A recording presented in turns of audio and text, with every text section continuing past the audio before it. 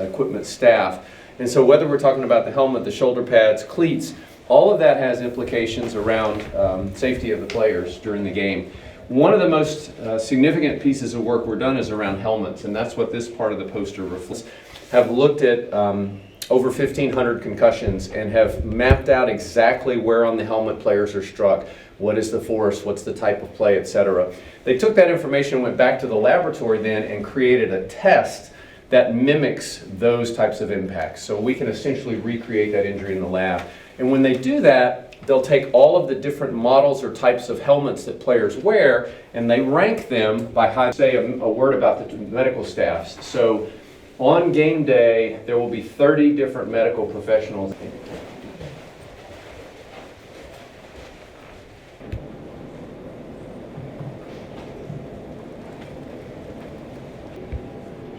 Is he trying to get into Tut, Megan? Is that what That's right, that's right.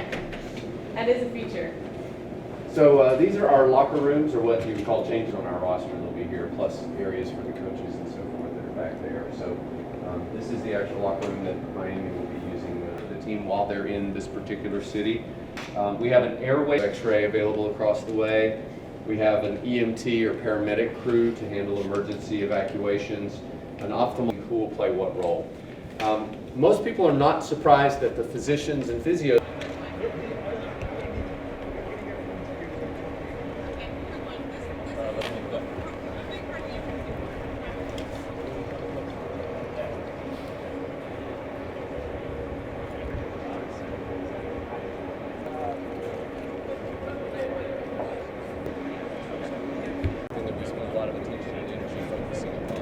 So I mentioned if they're present, then the players immediately diagnose. The stadium is a cart just like this. If there's any question or concern on the exam, maybe it wasn't completely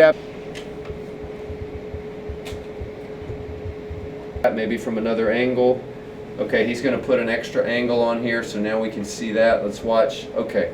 And so as a spotter, I would recognize on that player in the red jersey, his helmet hit the turf. It would try to keep our players as safe as possible. And I think undergoing evaluation. I think maybe 8 or 10 years ago, you actually have in our data, statistics show that almost more, and we understand what are the things that are driving injuries, then I think we're obligated to respond to that. And one of the things that our commissioner always says that I think is really, and I believe there is a way to do both. You bet.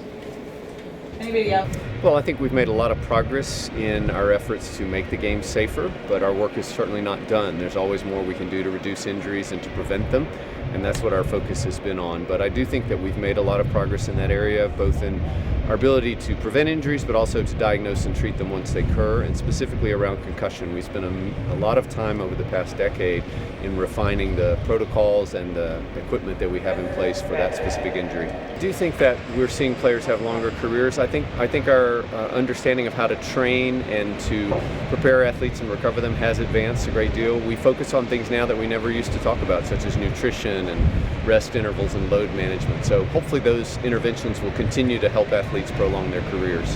When we met with the Premier League, we focused on areas that affect athletes in both of our games, because even though our games are different in many ways, they have a lot of common features. And so we talked about musculoskeletal injuries, specifically hamstring injuries and soft tissue injuries. We talked about surface considerations and footwear. We spent quite a bit of time talking about concussion and head injuries and head impacts. And then also we spent time talking about behavioral health and mental health issues, which all of us are recognizing are really important in our sports. Yeah, we have communicated quite a bit with rugby, both at the international level and some of the national leagues. They've done a lot of very interesting and informative work around head contact, on tackling and heights of tackles and types of tackles, and we have learned from that, and we'll continue to share our data. We both are doing projects with instrumented mouth guards, looking at particular types of contact. So I think that's a great illustration of how sport can collaborate with each other. And even though we may have different rules and different equipment, there's still a lot of things that we can benefit from together.